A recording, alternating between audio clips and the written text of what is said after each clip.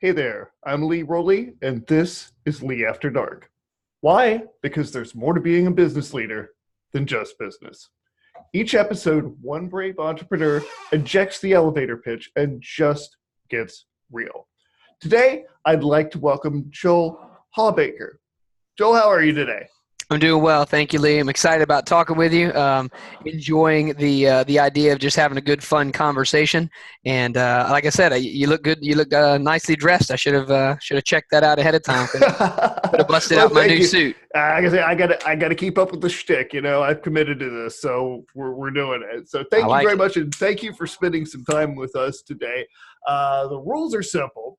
For the next 20 minutes, we can talk about anything you want but your business. Now, if you're successful, you have 5 minutes afterward to pitch, and I'm pretty loosey-goosey with the rules, so it's not really a big thing. Oh, and there's my cat. That's wonderful. Oh, good. Okay, so my dog's over here hanging out with me as well. Yeah, That makes me feel better. animal disruptions are perfectly fine. It happens. So, all right. Good. Well, I'm going to go ahead and start the timer then. And Okay. what do we want to get into for the next 20 minutes? So I am a high school teacher a lot of the time, and I love being able to talk with people who are not high school kids. So just being able to have a conversation with actual rational adults is kind of a privilege. I'm excited about that. I would love to. I don't know if you're into it at all. I would love to discuss the writings of either J.R.R. Tolkien or C.S. Lewis, right? Okay. Because I love those authors, or any historical topic ever, because I love teaching history. I love talking about it. It's even more fun to talk about it with people who aren't 14. Very nice. Okay. Well, you know what? I'm not really a Tolkien person. Okay. So let's do that. Okay. All right. So I love Tolkien. I didn't when I was in high school. Okay. But I had a buddy in high school who read Tolkien. I thought the guy was just a big nerd. He was also a good athlete, but I just thought he was like, what are hobbits and wizards? And I'm not into that stuff. I was into, spy novels and Tom Clancy and John Grisham lawyer novels and that kind of stuff. And then I got to college, and I was very blessed. I got to do a study abroad at the University of Oxford in the UK. Oh, nice. And it was really cool. That's where Tolkien and Lewis did a lot of their work. It's where they both taught for decades. And while I was there, it was at the same time that the first of the Lord of the Rings movies was coming out. So Fellowship of the Ring, so it was spring of 2001. It had come out in the fall, but I hadn't seen it yet. So I thought, okay, I'm here at Oxford. There's a movie coming out based on this book. I'm the kind of nerd that if I'm going to watch the movie, I got to read the book first. So I sat down, and so I'm studying at Oxford. I'm studying medieval civilizations, and I'm taking a full-time course load. I'm also working 2 part-time jobs because it sounds like fun, and I'm also playing on the college soccer team while I'm there and playing for New College. So I was pretty busy. In the midst of all of that, I read The Hobbit and The Lord of the Rings all together in about a month and a half. Holy smokes. It was awesome. Had a great time. Just blazed through these books. What were you trying to prove? I just really I had to read the books first. You know what I mean? Fair enough. So it was a lot of fun, and I fell in love with them. And so now it's 2019, and I've either read the books or listened to the audiobooks or both every year since then. I've got the extended editions of all the movies. My kids grew up watching them. They can't even – they roll their eyes because I quote Tolkien at them on an almost daily basis. I do the same thing in my classroom. So I teach history, and instead of like world maps or U.S. maps on the wall, I have maps of Middle-earth and Numenor. Ooh, okay. Which is a lot of fun. You know, kids are trying to cheat on tests. They're trying to look back at the map. I'm like, buddy, you're not going to find Virginia next to the Shire. It's not there. You're not going to find it on the map of Numenor and the lands to the like. It's just not there, man. I'm sorry. So I love it. I think that his works, especially the Lord of the Rings, I think it is. For me, it was life-changing because it's just so good. It's entertaining, yes, but it also teaches great stories of courage and morals, and it talks about the kind of people that we want to become, and it talks about fighting back against the forces of darkness and evil, even when the odds seem hopeless, and it's just crazy inspirational. And so I love reading Tolkien. I actually wrote an article that was published on the Sci-Fi Network website a few years ago.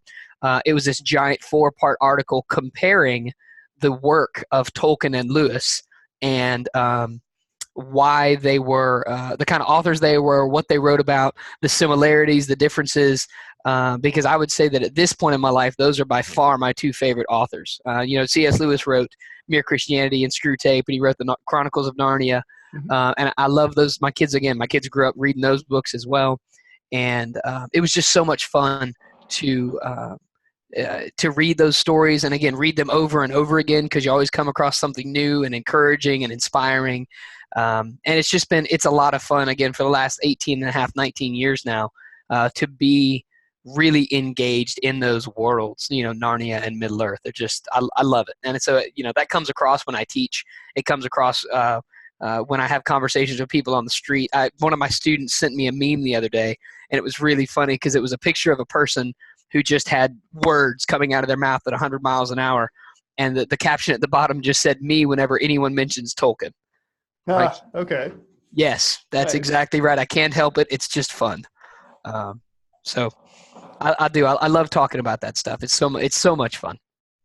That's really cool. So, do you often find yourself in a position of talking to people who really, I'm not really, I've just not really exposed myself enough to it to know, be like, my precious, and that's good. That's really all you need. That's the important part. Right. The surface. So I mean, I get the gist, but somebody, I love talking to people who really dig deep into these things, and seeing what exactly it is they get out of it. You mentioned the lessons, and it is.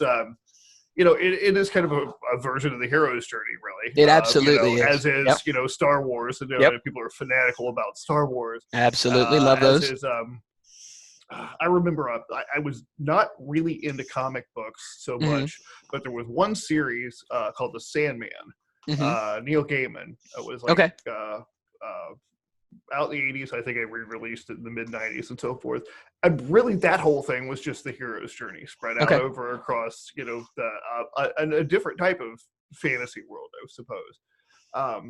So I love seeing just how you pick those things out of that. So I mean, what can you tell us about specific, say scenes, exchanges, conversations that you use in your examples? Yeah, absolutely. There's one great quote from Tolkien that I use all the time, and it's wonderful. He says, "All we have to decide is what to do with the time that is given to us." Right? Because he's been having a conversation with another character, and the other character is just saying, "I wish that the ring hadn't come to me. This is really hard. I wish that this had happened to anybody else in the world." And he says, yes. He says, so do I. So do all who see such times, but that's not for us to decide. All we have to decide is what to do with the time that is given to us. And that's every one of us. That's our lives. We don't get to determine who our parents are. We don't get to determine what kind of situation we're born into. We don't get to choose our race. We don't get to choose the time period that we're born into. We get dealt a set of cards, and we do the best with it that we can. And some of us get better cards than others, and that just is the way. But it doesn't mean that you can't overcome some of those things. Right. And it's encouraging and it's inspiring. And I particularly love it because you can't tell I'm seated right now. But I am only about 5'3.5" tall. So I am very close to Hobbit height. And one of the big things in my world is just overcoming that. And it sounds kind of goofy, and people make jokes about having short man syndrome or Napoleon complex. Those are 100% real things because I live it every day. Sure. And, it's goofy, but I talk about stuff with some of my students about how things that they take for granted are actual things that I have to deal with, right? So if I go to the bathroom and I go to wash my hands, I have to lean farther over the sink, and there's a good chance I'm going to get a water spot right on my belly button where it hits the edge of the counter because I have to reach that far to turn the faucet on. Or like my bookshelf behind me, I can't reach the top one without standing on my toes or standing on something. So we decorate our house a little bit differently because my wife and I aren't real tall. So you know what I mean? Just goofy stuff like that. So I love that quote from Tolkien. There's also a scene that really talks about the danger of not showing someone grace, right? Or being overly harsh with someone. And you mentioned my precious, right? So that's the Gollum character who says that. And there's a scene, it's not in the movie, but it's in the book. And there's a scene in the book where Gollum has been, he's leading Frodo and Sam, the two main Hobbit characters, and they're up in this dangerous mountain pass, okay? And they're sleeping, and Gollum has gone off to try to find some food on his own, and he's come back, and the two hobbits are still asleep. And Gollum is looking at them, and the narrator describes Gollum as just this old, bent, broken creature.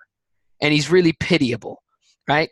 And it says, for a moment, Gollum looks like he really just wants to join them and help them. And again, the feeling it creates in the reader is one of empathy and sorrow for everything that he's been through. And then Sure. Sam wakes up when Gollum's reaching out to sort of touch Frodo in a kind of a friendly gesture.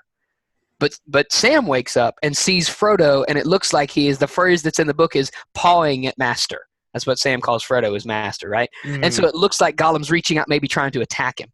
And so Sam wakes up and he's startled and he's angry. He says, "Well, what are you doing?" And he calls Gollum all sorts of names. And the narrator says that fleeting moment passed beyond recall. That moment where Gollum might have turned good. That moment where he might have turned a corner. And instead of being this wretched character, become a redeemable character. And what finally pushed him over the edge was a harshness from Sam, who in almost every other instance in the book is a wonderful, gentle character. And so it shows that even the best-hearted people are going to make mistakes, and those mistakes can have big consequences. And so that's kind of a warning and a reminder. And again, Sam's my favorite character. I love his heart. I love his story.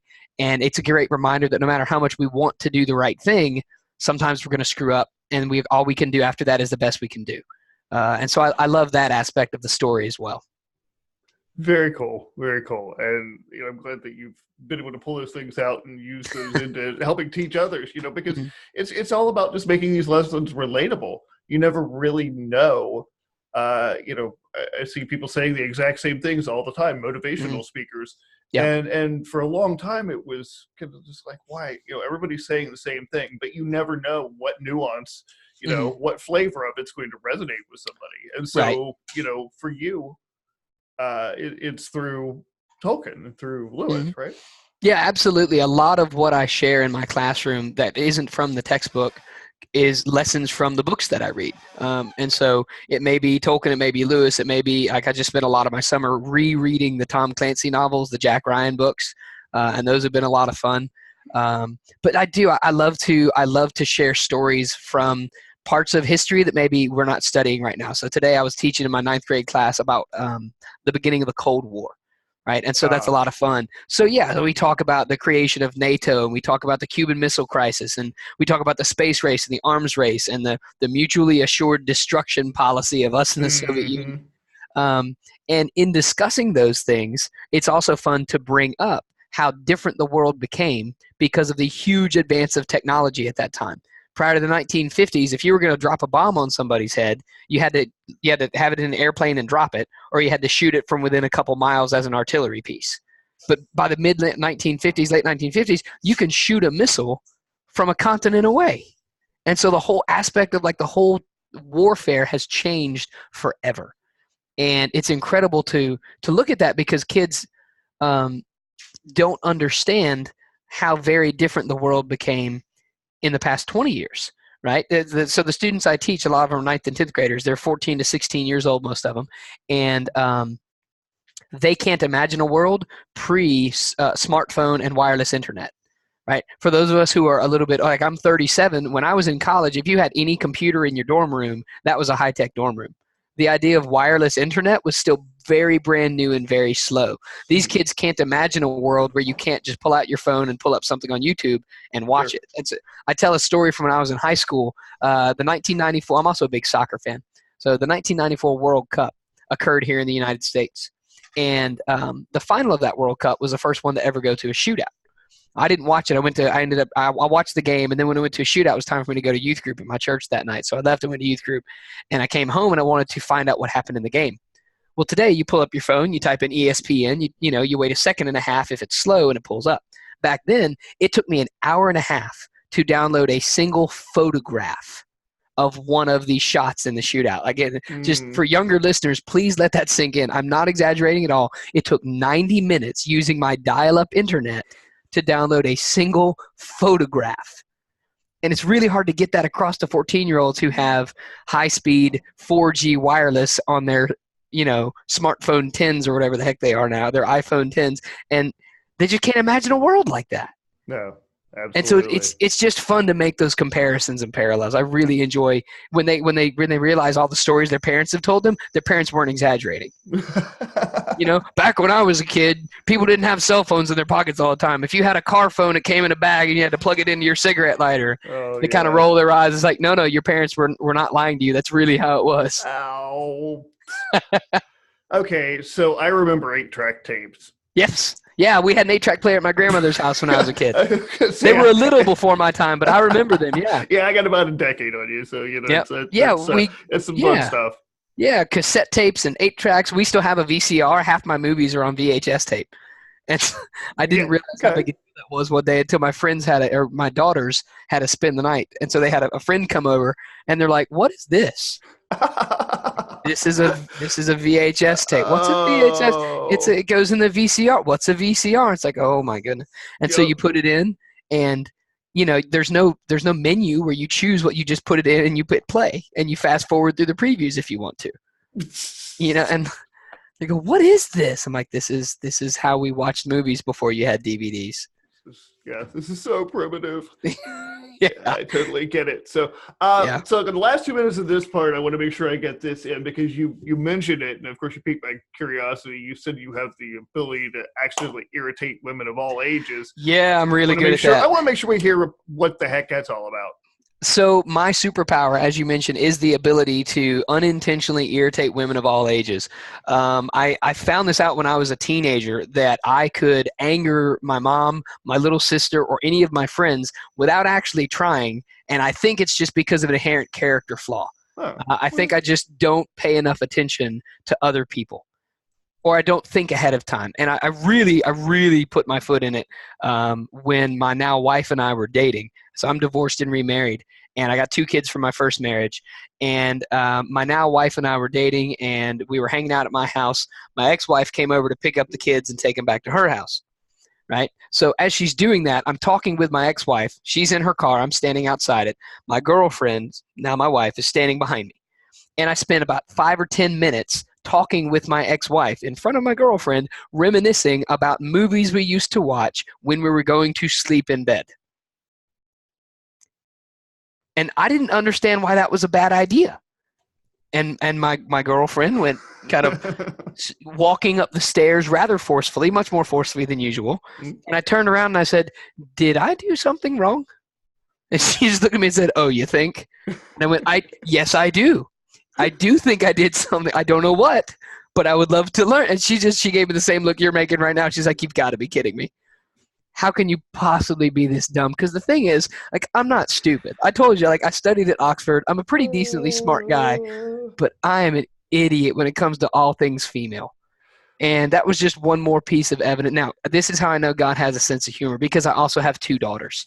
And I'd like to think that I've gotten smarter when it comes to anything female. I have not. And so I'll say something to one of my kids, and they'll go, "Dad, what? You can't say that. That's mean." I'm like, "Oh, really? Yeah. Oh, well, I'm sorry. I didn't. Why is that mean?" And then they explain, and I go, "Oh, yeah, that's me. Oh, I'm sorry I said that." Yeah. So yeah. Give up hope now. I don't know if other guys have that problem. I know that I'm kind of an idiot. I've coached girls soccer for years. I've got a wife. I've got 2 daughters. None of it's helped. Oh, we're all morons. The only female I even semi-understand is my girl dog. And that's it. Fair enough. That's it. Fair enough. Wow. Well, Joel, thank you so much for sharing with us. I really appreciated learning from you and diving into beyond the business. And certainly, because I am man of my word, of course, I'm going to go ahead and give you the floor for 5 minutes to talk about how people can get in touch with you, what you got going on business wise. Sure. It's up to you. Yeah, I appreciate it. Thank you. So outside of being a high school teacher, I'm an author and a speaker, a professional speaker, and a coach. I work a lot with young adult leaders, and I also do a lot of blended family coaching, again, divorced and remarried, and helping other people in similar situations learn how to do that better. So if people want to get in touch with me, easiest way is to come to my website. It's joelwhawbaker.com. That one's being built right now. There's also, you can come to my leadership website. It's reallifeleading.com. I also have another website that one's got some blended family stuff. The other one that's all blended family is called stepdadding.com. You can find me on all my social media. I'm on Twitter. I'm on Facebook. I'm on LinkedIn. It's Joel W. Hawbaker on all of those. And I would love to talk with any of your listeners, if they want to talk Tolkien or Lewis or history or soccer or puppies or how we don't understand women, any of those things. I would love to chat with them about. I appreciate you giving me the opportunity to come on here and talk about things that I love. It's fun. I had an earlier interview today. We talked leadership, and I had a blast because I love talking about leadership. I've studied it for years. I wrote a book on it. That's been cool. But I also love talking about other things. It's really fun because when I'm on stage, a lot of my leadership examples come from history, or they come from Tolkien, or they come from C.S. Lewis. Like one of the chapters in my book was all about comparing the leadership legacies of Queen Elizabeth I of England and Napoleon Bonaparte of France. Oh, wow. Yeah, it was a lot of fun. It was comparing them from the standpoint of, are you interested in being a successful leader, or are you interested in being an impactful leader? Because I would argue that Elizabeth was much more successful, right? She helped England transition from Catholicism to Protestantism. She kept the country independent from Catholicism despite a dozen or more assassination attempts. She fought off the Spanish Armada. She ruled England for decades and laid the foundation for it becoming the world empire that eventually became. She was very successful. Almost nobody studied her. And that's a shame because they should, because she was awesome.